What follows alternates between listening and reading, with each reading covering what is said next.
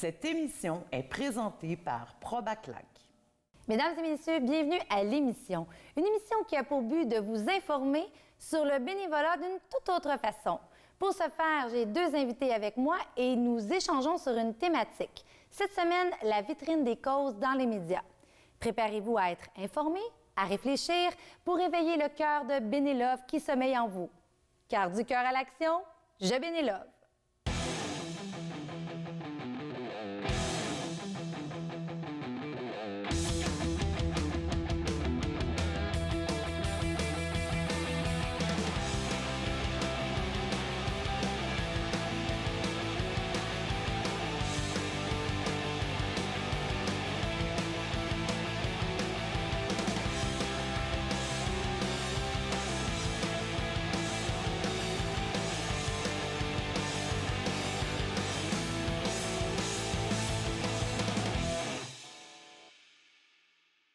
Éric et Corinne, je suis vraiment heureuse de vous recevoir sur le plateau. Éric, tu es président des productions Satellites.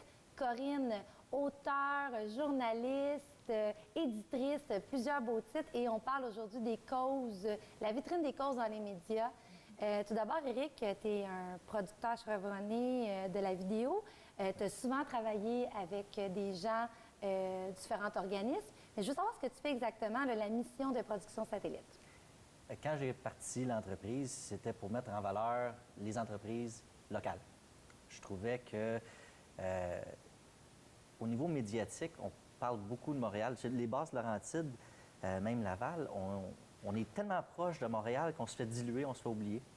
Et moi, j'ai appris avec les Américains, j'ai appris à mettre en valeur et à faire des grosses affaires. Oui, parce que tu as travaillé aux États-Unis. J'ai travaillé aux États-Unis avant de m'installer ici au Québec. Puis, je me suis dit, bien, je veux rendre ça accessible pour mon monde, pour le local, pour faire rayonner les entreprises locales, faire rayonner aussi les organismes, parce que les organismes, on le sait, ils vivent avec des moyens tellement minimes qu'ils ne peuvent pas se permettre ça. Donc, un volet de mon entreprise était de mettre en valeur les organismes puis de leur faire vivre des beaux moments le plus possible. Donc, ça fait combien de temps que tu fais ça? 10 ans déjà, oui, quand effectivement. Même. Puis tu réussis bien dans le sens qu'on parle que ça fait partie de ta mission entrepreneuriale, fait qu'à quelque part, tu es un entrepreneur social. Parce que quand tu vois que les gens n'ont pas les moyens de défrayer les coûts, tu es capable de t'ajuster. Mais quand même, il y a une certaine limite, il faut le mentionner, hein, parce qu'on sait que c'est quand même ton travail. Puis tu es un bénévoliste, hein, oui, en fait. Oui. J'aime ça utiliser ce nouveau terme-là que j'ai développé parce qu'en fait, tu offres tes compétences à moindre coût au bénéfice de ta communauté. Et dans une année, là, ça représente quoi, là, en nombre d'heures, tes dons? Quand tu offres tes compétences, je sais que tu peux peut-être pas dire, c'est-tu 100 heures, c'est-tu 50 heures, c'est combien d'heures? Les déjà calculés. En termes d'heures, je te dirais probablement entre 200 et 250 heures. Et quand même! Annuellement. Et tu sais, ça, c'est du temps que tu ne travailles pas... Que génère zéro non, rémunération pour ces heures-là, effectivement. Par contre, tu génères autre chose. C'est ça, il y a une rémunération qui est autre que financière. Bien, tu sais, dans le milieu de la production vidéo, je connais beaucoup de monde, que ce soit comédien ou réalisateur, qui sont « Ah, j'attends, j'ai hâte d'avoir le financement pour faire mon projet. » Et qu'est-ce qu'ils font pendant ce temps-là? Rien. Ah, tu marques un Moi, bon point. je fais quelque chose. Je produis. Je me prends... Au strict minimum, je prends de l'expérience. Puis en même temps, bien, ça me permet de créer, ça me permet de découvrir des nouvelles façons de faire. Ah, OK, ça a peut-être moins bien marché de cette façon-là. Ça a moins punché. Ah, pourquoi ça a moins punché? Bien, ça me permet d'analyser mon travail. Ça permet aussi d'avoir du feedback. Ah, j'aime la façon que tu travailles, Éric. C'est le fun. Ou quelqu'un qui dit, bien, tu sais, je trouve que tu as fait ça vite. Oh, OK. Peut-être prendre plus de temps. C'est vraiment d'avoir des ajustements puis d'évoluer en tant qu'entrepreneur et en tant que personne. Oui. Si je comprends bien, c'est que je veux dire, si tu as une période plus morte en tant qu'entrepreneur, bien, toi, ta façon de redonner, bien, au lieu de rester chez vous à chialer que tu n'as pas de clients, tu trouves un moyen d'aller aider ta communauté. Vraiment. C'est vrai, c'est génial. J'aime tellement ce que je fais. Plusieurs personnes vont dire, ah, pour moi, c'est même pas du travail. Bien, ce n'est pas du travail. Puis des fois, effectivement, c'est pas payé, fait que c'est pas du travail, c'est du bénévolat. Mais j'aime ce que je fais, donc tu sais, je vais mettre la même énergie. Tu n'as pas l'impression de travailler de toute manière. Quand on fait ce qu'on aime, on n'a pas l'impression de travailler. Je mets la même énergie, tu sais, que ce soit payant ou peu payant, ou je mets la même énergie, j'aime ce que je fais.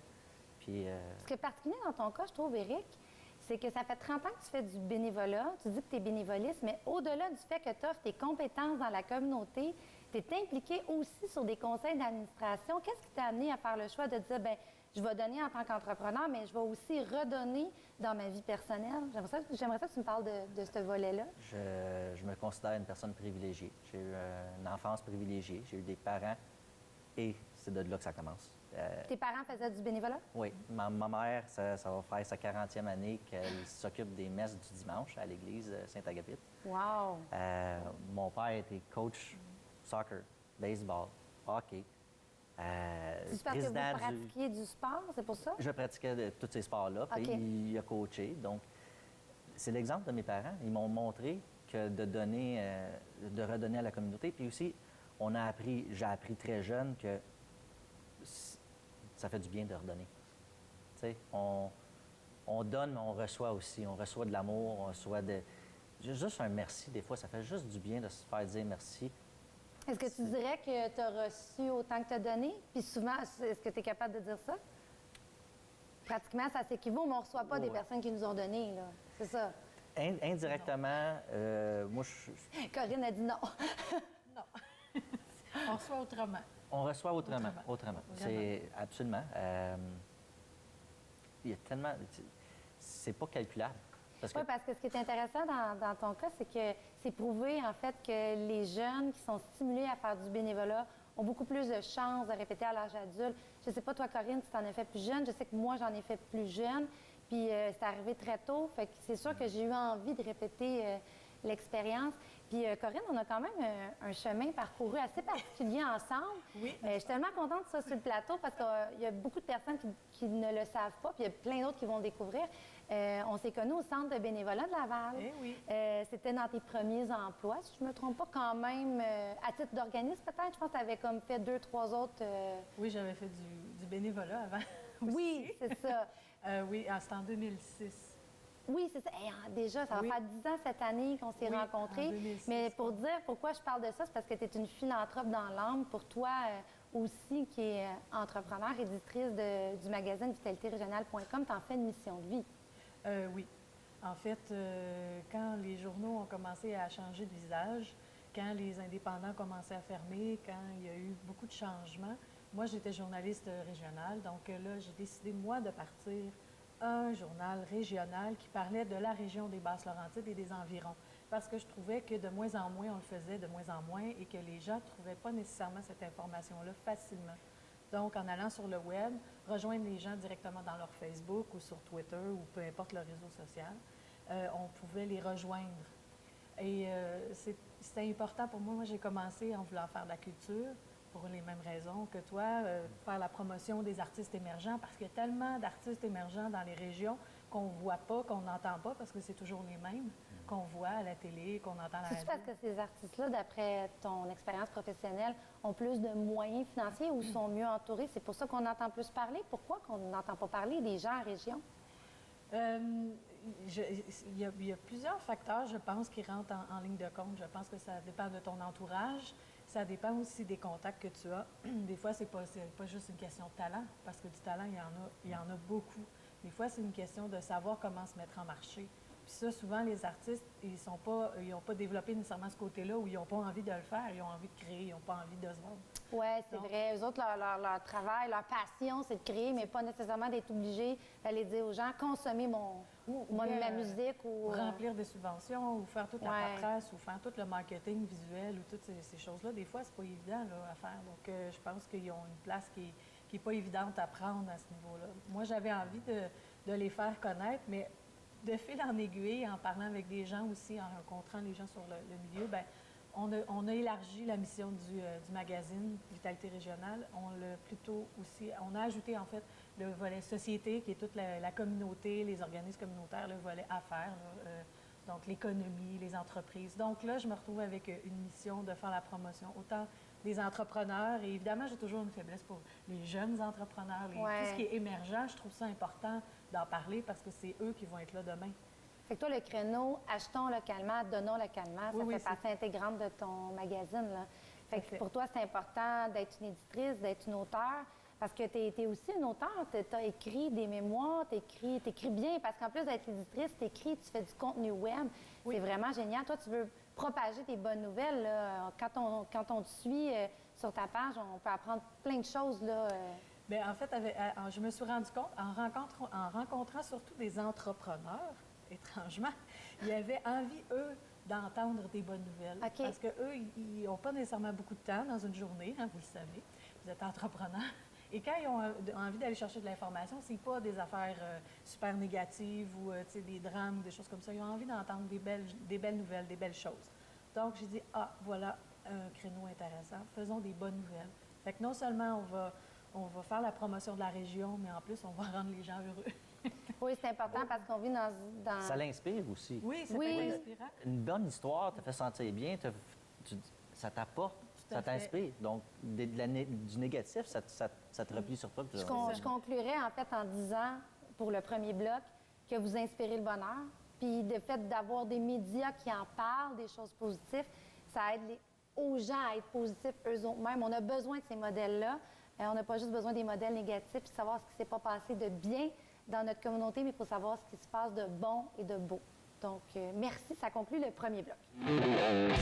Bonjour, mon nom est Michel Lecomte et ça fait 10 ans que je fais du bénévolat à Laval. Quelle est votre motivation à être bénévole? D'aider les gens, d'être présent pour aider les gens dans tous les domaines du bénévolat. Ça fait environ 10 ans que je fais du bénévolat et j'en ai fait à l'extérieur du centre et maintenant ici, ça fait 7 ans que physiquement je viens ici. C'est quoi votre plus grande satisfaction à être un bénévole? Bien, de voir des gens qui sortent d'ici avec... J'ai travaillé dans le magasin dépanneur en bas et de voir les gens qui sortent avec des paniers d'épicerie pleins et qui sont vraiment contents. Et j'ai vu même des gens qui en pleuraient tellement qu'ils étaient contents. Vous, c'est de voir, dans le fond, vous faites vraiment une différence auprès de ces gens-là. Ça change leur vie. Ça change leur vie, oui, surtout les familles monoparentales qui sont dans le besoin. Ça nous fait du bien à nous de voir qu'ils sont heureux, là. Combien d'heures vous consacrez à faire du bénévolat? Par semaine, c'est seulement un avant-midi, mais quand c'est le temps des paniers de Noël, je donne plus d'heures par semaine parce qu'on a besoin de moi ici, là. Fait que ça fait partie de votre quotidien. Depuis 10 ans, vous consacrez toujours un certain nombre d'heures? Non, depuis 3 ans, je travaillais encore et je faisais du bénévolat à domicile pour une dame âgée. Ensuite, j'ai travaillé ici physiquement. Je choisissais mes avant-midi parce que ma semaine est bien remplie en tant que retraité. D'après vous, c'est quel secteur qui intéresse le plus les bénévoles? Le secteur peut-être alimentaire, selon moi. Ce serait l'alimentaire, oui. En fait, c'est le secteur des sports et des loisirs. La santé, vous étiez pas loin, fait partie des secteurs où les gens aiment beaucoup s'impliquer, mais les sports, les loisirs, l'éducation et la santé, c'est des secteurs majoritairement où les gens aiment faire du bénévolat. Oui, c'est ça. OK. Là, je viens de l'apprendre. Merci beaucoup. Ça fait plaisir. Mon bloc préféré, donc je vous challenge, on échange sur des réalités. Aujourd'hui, la thématique, c'est la vitrine des médias pour les causes. Et tout d'abord, là, l'engagement des citoyens, est-ce qu'il est assez bien véhiculé dans les médias en général? Qu'est-ce que vous en pensez? Moi, je dirais que ils n'ont pas nécessairement beaucoup de place, mais ils n'ont pas nécessairement toujours les ressources pour prendre cette place-là. Parce que moi, ça m'arrive souvent, on en parlait tantôt en dehors des ondes. Ils font un événement, mais ils ne m'envoient pas nécessairement communiquer, ils ne m'envoient pas nécessairement la nouvelle. Donc moi, comment je fais pour la couvrir? Je ne peux pas savoir tout ce qui se passe tout le temps, de tous les organismes.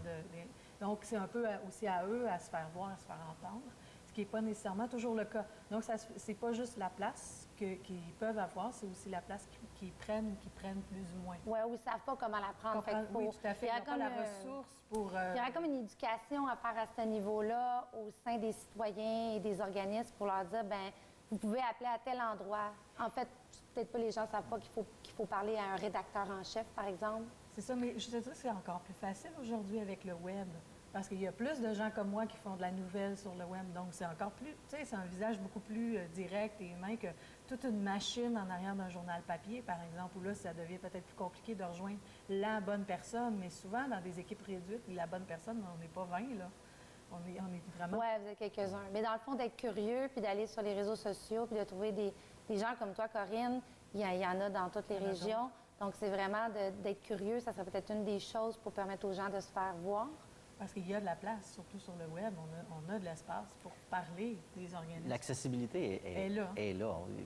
Quand j'ai parti mon entreprise, il y a 10 ans, on n'en parlait pas beaucoup de YouTube, puis on certainement parlait pas de Facebook. Donc, OK, fait que YouTube serait un médium important pour véhiculer l'engagement citoyen. Au niveau visuel, vidéo, oui, mais des entreprises comme Vitalité Régionale, qui est un journal local web, magazine, Oui.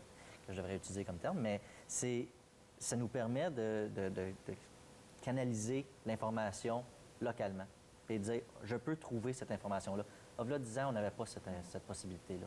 C'est quasiment impossible, en fait. Bien, il fallait faire plusieurs recherches, prendre le téléphone, s'informer, c'était moins accessible. C'était un seul support, c'est-à-dire un support papier, des fois des images. Maintenant, on peut vraiment élaborer. Je veux dire, je peux autant faire affaire avec Éric pour faire un reportage visuel qu'un reportage écrit ou juste des photos. Tu sais, on peut vraiment aller là, dans tous les sens là, pour faire une promotion d'une cause ou faire une promotion d'une activité d'un organisme ou d'un autre. Puis, moi, je suis comme Éric, ça me fait plaisir de le faire parce que ça fait partie de... Oui, c'est votre don de compétence, votre don de ça. soi. Là. Ouais. Fait qu'on le fait quand quand c'est une cause, on est appelé puis on le fait. Oui, vous marquez un point parce qu'il y a une époque, puis peut-être même qu'il y a des gens qui pensent encore ça, que la publicité, on pouvait juste l'acheter. Tu sais, avant, il fallait acheter sa pub radio, il fallait acheter sa pub dans les journaux locaux, il fallait acheter sa pub à la télévision. Mais maintenant, il y a beaucoup, beaucoup de gens qui l'offrent gratuitement. C'est la façon aux médias de redonner. Puis je vais vous challenger un petit peu là-dessus. Est-ce que vous pensez que c'est plus facile pour un citoyen montréalais, un organisme ou une fondation montréalaise de se faire voir parce qu'elle est sur l'île de Montréal? Ou comme, par exemple, comme nous qui est à Laval, sur la Rive-Nord, ça devient un petit peu plus challengeant parce qu'on le sait, je veux dire, on peut se dire les trois ensemble, on est issus du milieu des communications. C'est très, très rare qu'on va faire déplacer les médias montréalais traditionnels sur l'île de Laval. Est-ce que vous pensez que c'est un frein, justement, à reconnaître l'engagement citoyen? Bien, Si on se limite aux gros médias, oui, mais... J'appelle les médias traditionnels. Là. Oui, mais ça. c'est quand même eux qui ont des bonnes cotes d'écoute quand même encore. Fait que ça, mais ils sont situés dans la ville où, tu sais, ils sont situés à Montréal, donc ils couvrent beaucoup le Montréal, tu sais. Donc, les organismes et les gens citoyens de Montréal ont, à la base, peut-être un petit avantage, vous pensez? Bien, je sais pas. Mais il y en a plus. Il y en a donc, plus. tu sais, Selon vous. C'est un bon point. Il y a peut-être plus de difficultés à se faire connaître parce que, justement, il y a tellement une grosse masse. Évidemment, je suppose, je ne suis pas un... Oui, c'est votre opinion, en fait, là, on Mais- jase. Là. Quelqu'un qui tombe en amour avec une cause va la valoriser, va la mettre en valeur plus. Moi, au fil des 10 dernières années, je m'en suis fait solliciter, puis pas à peu près. Alors, j'en choisis des causes. C'est Et ça, vous les faites causes, le c'est mes- choix. Oui. C'est quoi vos causes? Je suis curieuse, on parle de choix, de causes. Vous êtes dans quelle sphère d'implication sociale?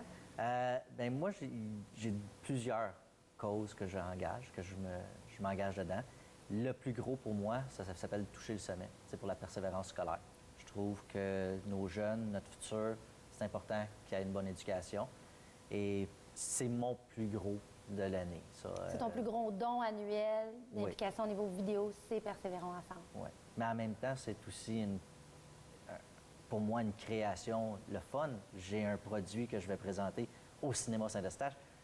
Un réalisateur Ouais, le qui voit concept. sur le grand écran son produit. Tu sais, fait que je donne, mais en même Oui, temps, tu je reçois reçois. énormément. C'est Oui, ça. c'est ça. Ton travail est comme tu vois le résultat sur quelque chose d'exceptionnel. Puis toi, Corinne, tes causes, que tu étais un petit peu plus impliquée?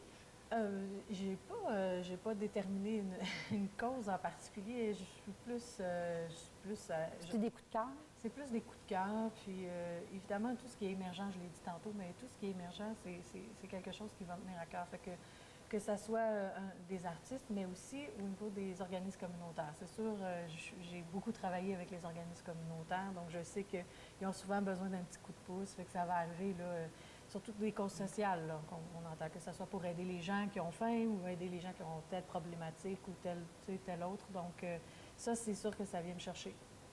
Mais c'est important parce qu'en fait, pour qu'on s'implique sur une autre période, je le dis souvent avec nos autres invités, c'est qu'il faut que la cause nous touche. Parce que si on n'est pas intéressé dans notre implication sociale ou notre bénévolat, c'est prouvé, on a vraiment plus de chances d'abandonner que quand on est vraiment intéressé dans le secteur dans lequel on donne. J'ai des petits chiffres pour vous, en fait, que j'ai envie là, de vous challenger. Il y a 41 ou 5,2 milliards de dollars qui ont été remis à des organismes religieux. Il y a 13 ou 1,7 milliard de dollars qui ont été donnés à des organismes de santé et 12 ou 1,6 milliard de dollars qui ont été offerts à des organismes de services sociaux. Nulle part dans ces chiffres-là, on mentionne les médias. Et pourtant, il y a beaucoup d'organismes qui sont des médias au BNL.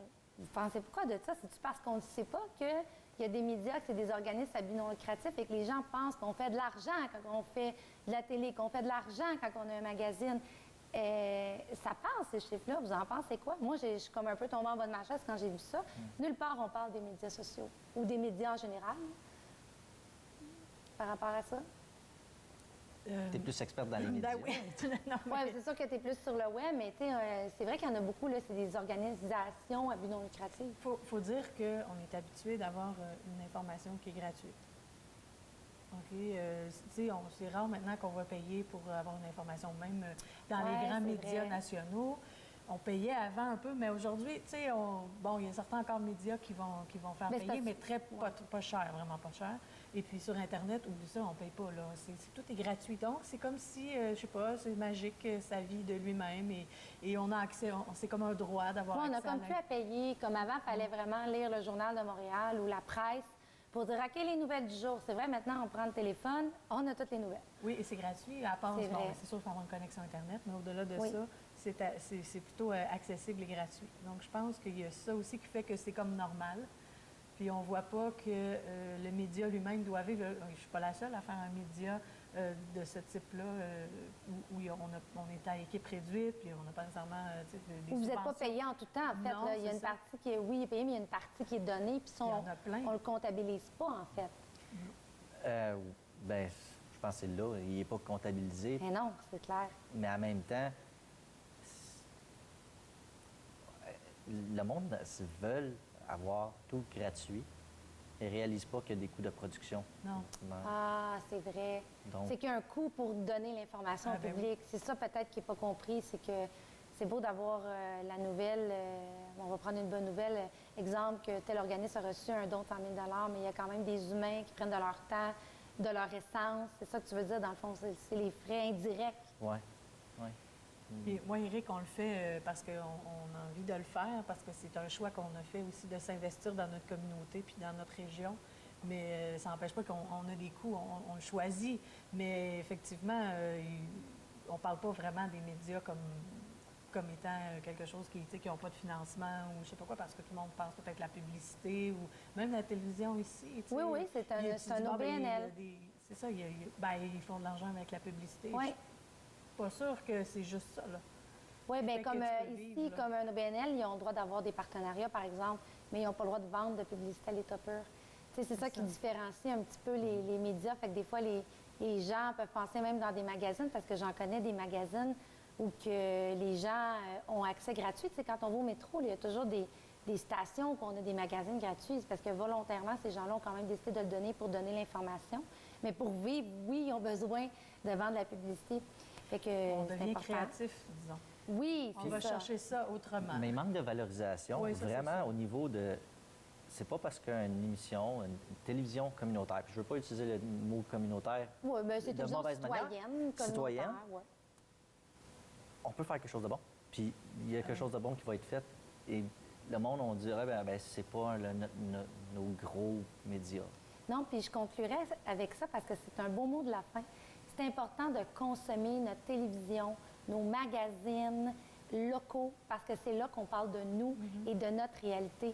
Donc, il ne faut pas oublier ça. Je vous remercie vraiment d'avoir accepté l'invitation et je vous encourage à continuer. Vous êtes des beaux modèles et parlons de nos nouvelles régions.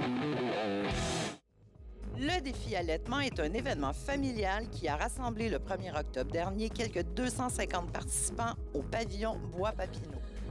Organisé par Nourrissources Laval, le défi allaitement s'est tenu dans le cadre de la Semaine mondiale de l'allaitement maternel. La directrice générale de nos ressources Laval, Sabrina Godin, était très satisfaite de cette journée puisque le nombre de couples mère-enfant participants a plus que doublé par rapport à l'an dernier. L'événement avait fait relâche à Laval en 2014. Les gens avaient un peu perdu l'habitude, croit-elle. Nous avons beaucoup promu l'événement via les réseaux sociaux. De nombreux prix de présence ont été remis et plusieurs activités étaient planifiées pour toute la famille. Cours de yoga bébé, défilé de vêtements d'allaitement, défilé de vêtements pour enfants, spectacles et bricolage étaient notamment au programme. C'est maintenant le moment de vous présenter la bénévole de la semaine, la jeune bénévole Rita Araka.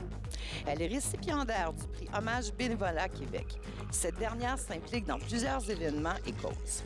Elle siège sur le conseil d'administration de la Fondation et organisme Bénélove. Elle vient également d'être diplômée en pharmacie. Bravo Rita! Et c'est déjà tout pour cette semaine. Et comme à chaque semaine, j'ai une mission pour vous, chers Bénélove. Pour ce faire, vous devez répondre à notre question de la semaine. Et cette semaine, je veux savoir quels médias locaux vous consommez. Donc, pour participer à notre concours, vous vous rendez sur la page Facebook de Bénélove et vous répondez à notre question. Et en répondant à la question, vous courez la chance de gagner une tablette intelligente. Et si vous partagez votre réponse, vous doublez les chances de remporter ce merveilleux prix. Sur ce, je vous souhaite une excellente semaine et c'est un rendez-vous la semaine prochaine pour un autre Du cœur à l'action. Je Bénélove.